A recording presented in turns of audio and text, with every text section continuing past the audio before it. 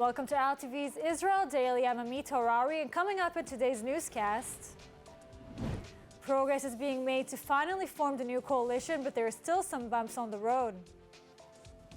Iranian Supreme Leader Ayatollah Ali Khamenei's niece appeals to the world in a courageous video against the Iranian regime. And a group of children from South Sudan arriving in Israel for life-saving treatment.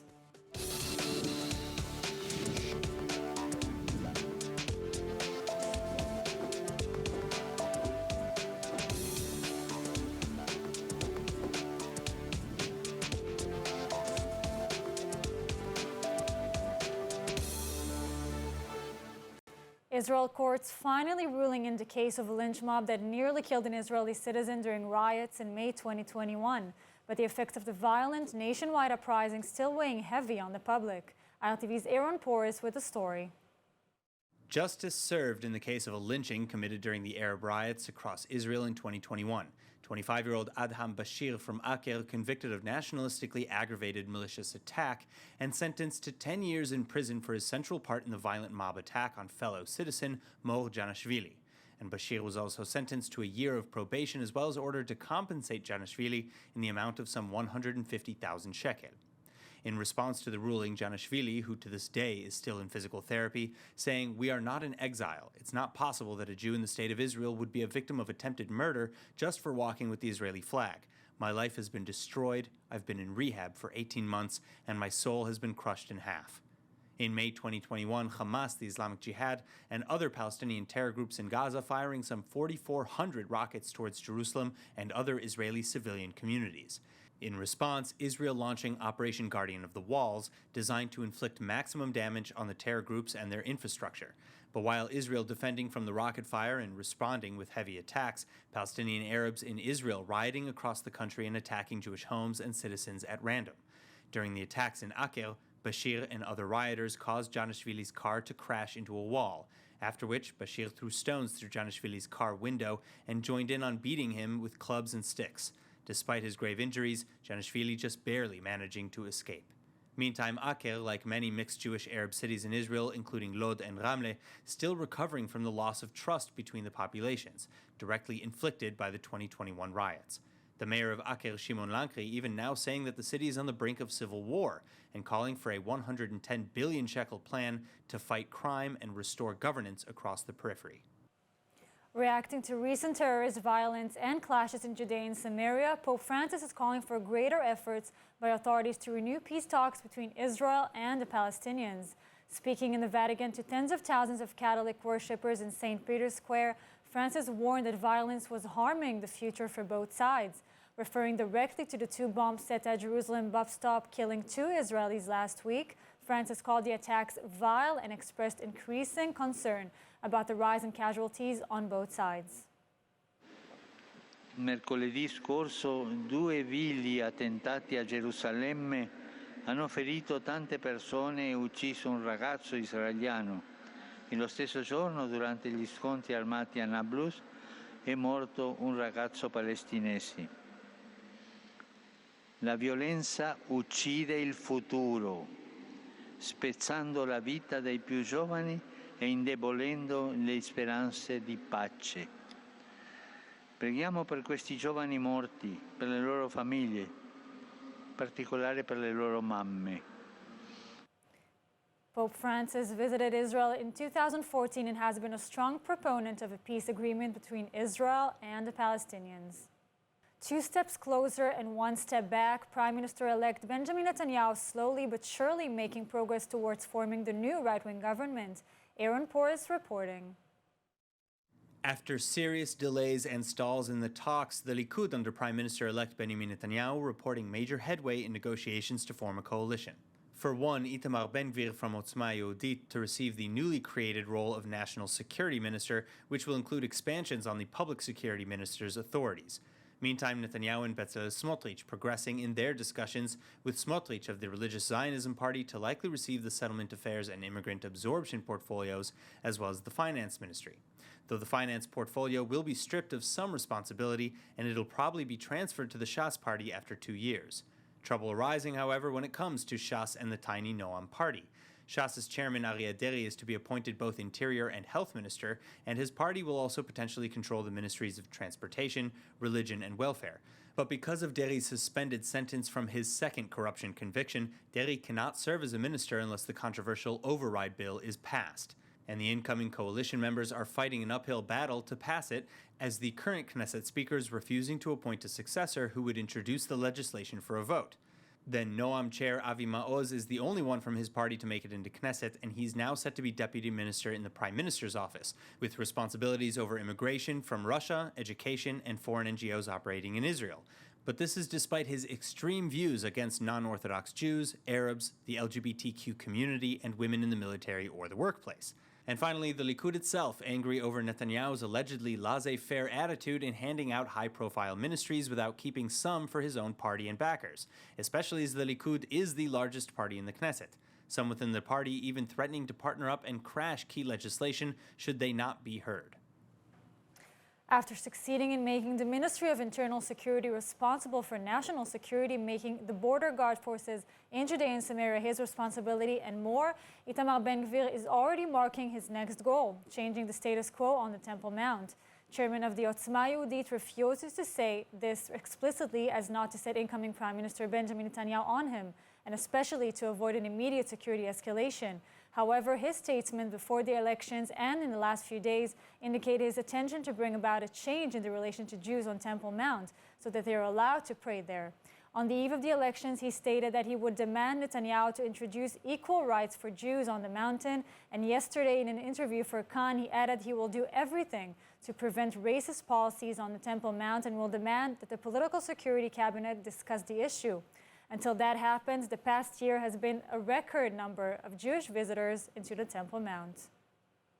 And now, joining us with more on the ongoing coalition talks, investigative journalist and head of research at Israel's Channel 14, Akiva Bigman. Hi, Akiva. Hi, good evening.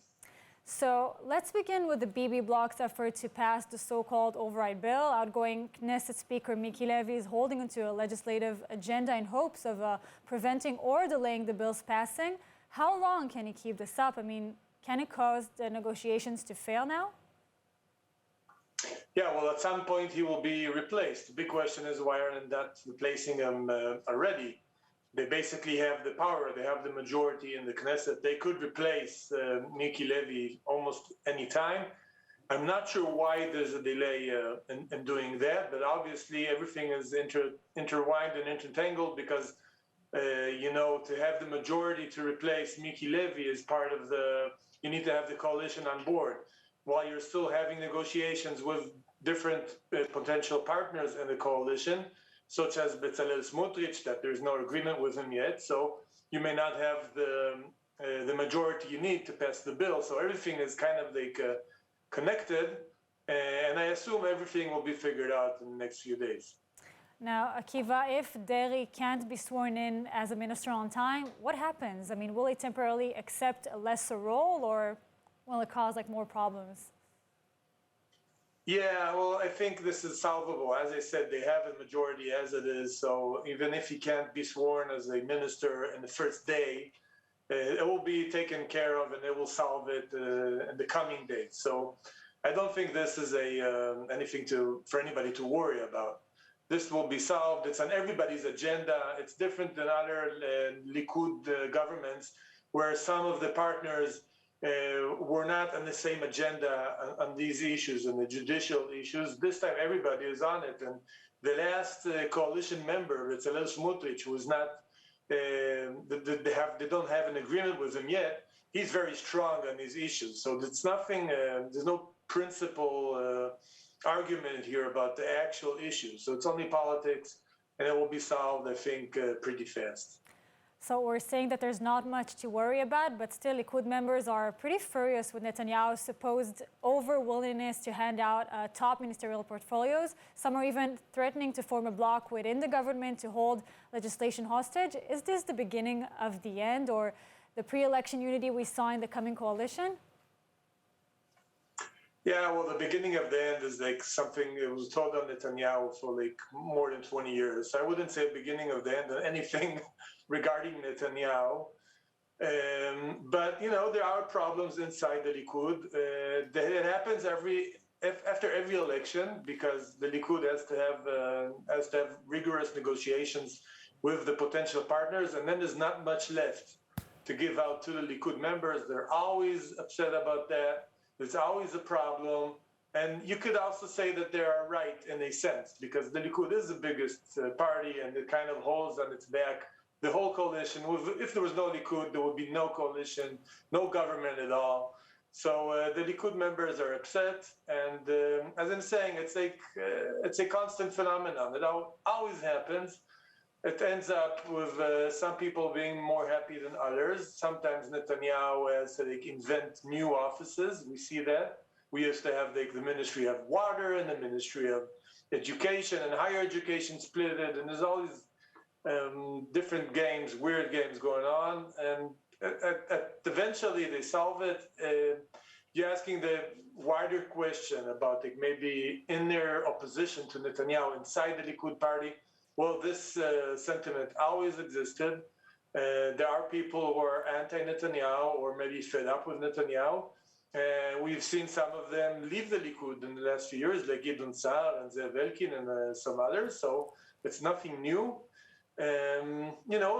Maybe we will see political problems in this area for the Likud in the coming years, but it's too early to know. I wouldn't say anything. I wouldn't say anything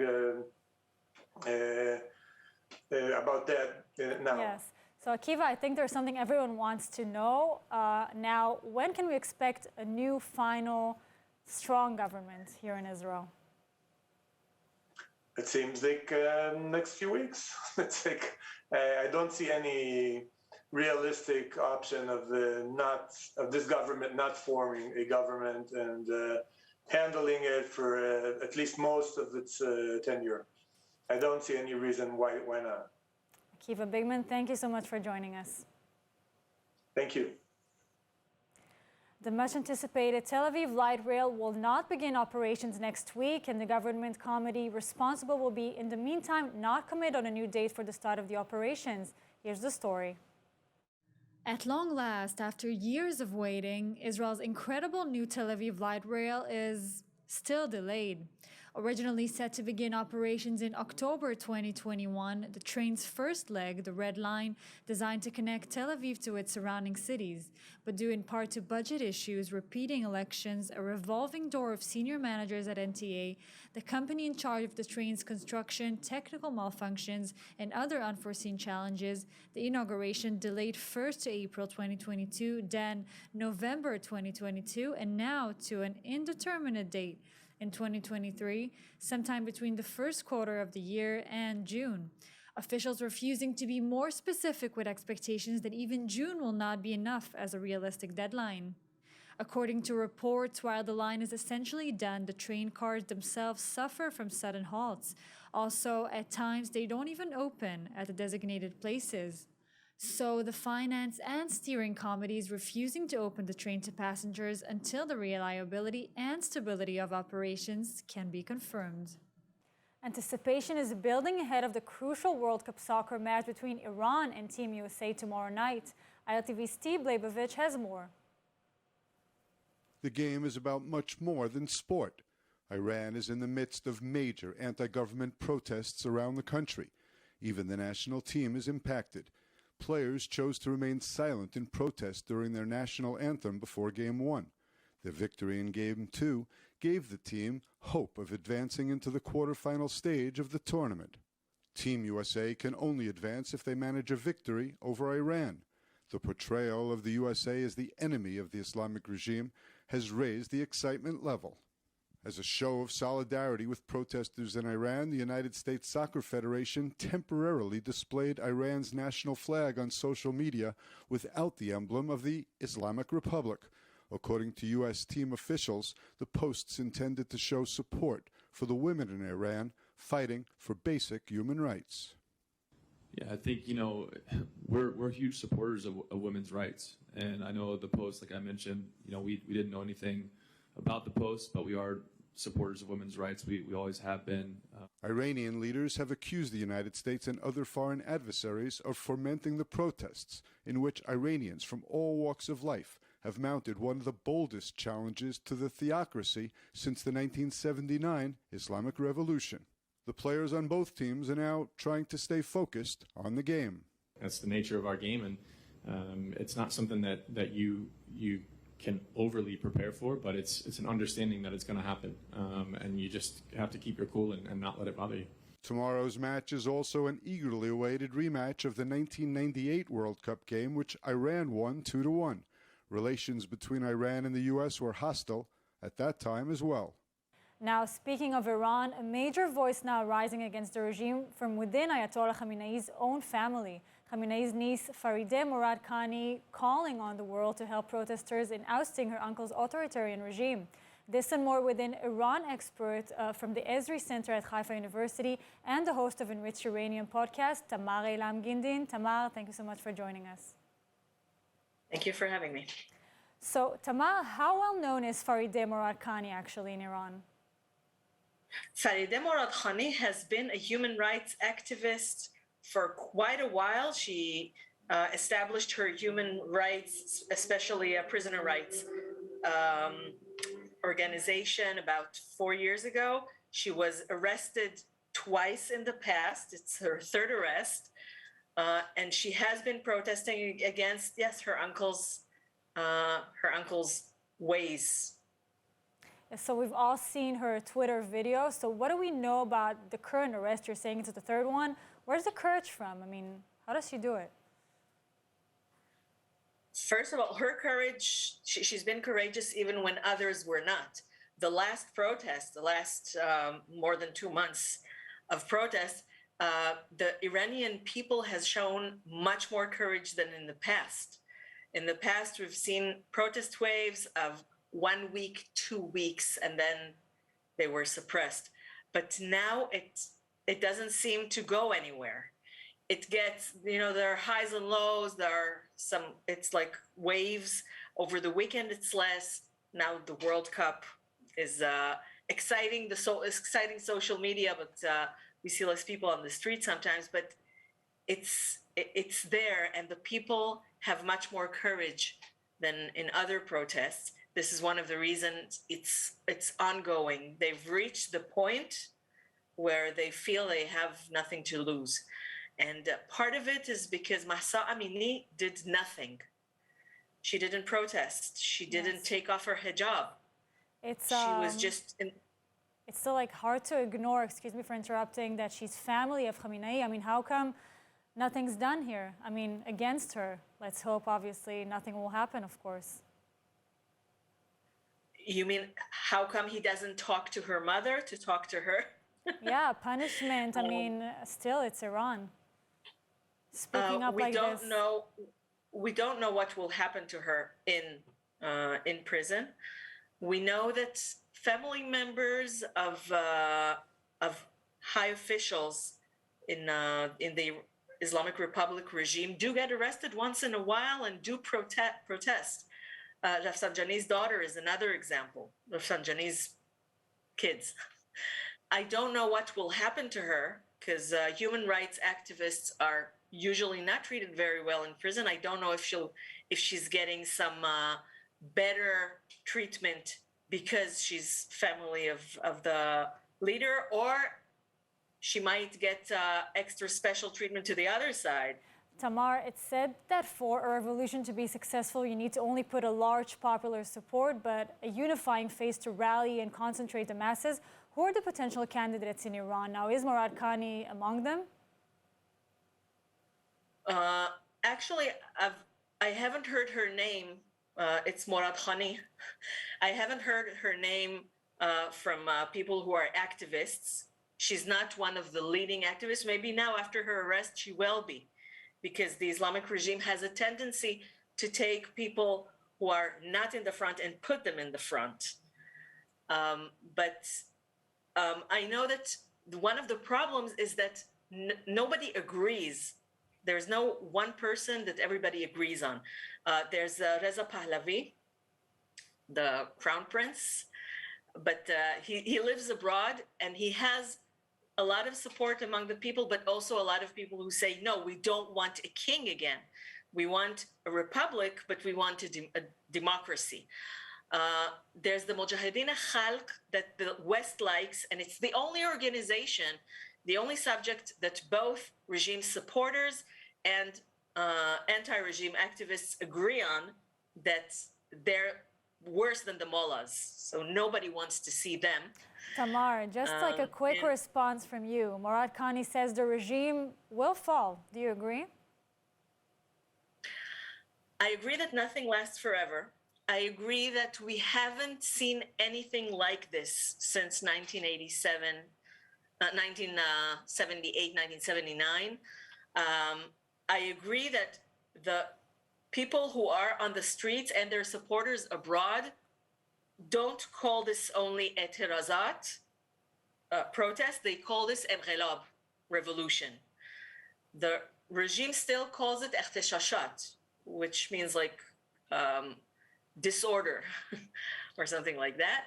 And I don't want to be a prophet, but I can tell you one thing that I heard from a lady who came to me after a lecture and said, you know, in 1978, I was in Iran with my mother, and we went to the Caspian Sea and looked to the other side, to Russia.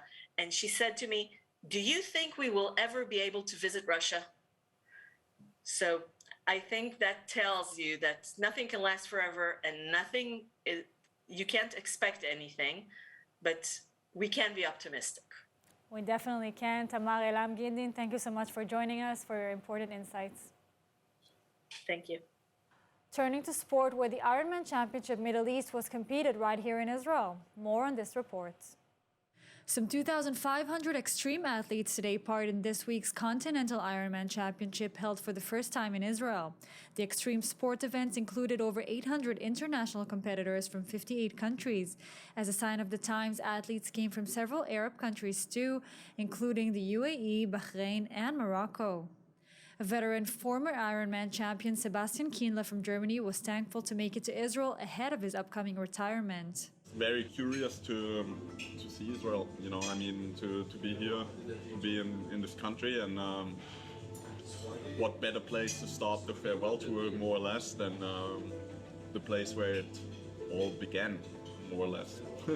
In the men's pro category, Germany's Patrick Lange finished first to earn the title Ironman Israel and Middle East, competing in the grueling course with a personal record of 7 hours and 42 minutes. In the women's pro category, Ruth Assel was best, completing the competition with a time of 8 hours and 41 minutes. The Ironman is widely considered the most prestigious triathlon competition in the world. The race included a 3.8-kilometer swim in the Sea of Galilee, a 180-kilometer bike ride, and a 42.2-kilometer run. About 800 Israelis competed over the full distance, but none came close to the podium. The top finishers earned spots to the Ironman World Championship that will be held in Hawaii next year. Now, on to some good news. The Tel Aviv-based nonprofit Israel has been planning for almost 3 years to bring children from South Sudan with severe heart conditions for a life-saving surgery in Israel. Sudan's health system is in chaos, and the country cannot provide special treatment for these children in need for just 3 years after the end of the South Sudan civil war. Now there are 4, Guy, aged 8, Habiba, 6, Philip, 5, and Joel, 5 too.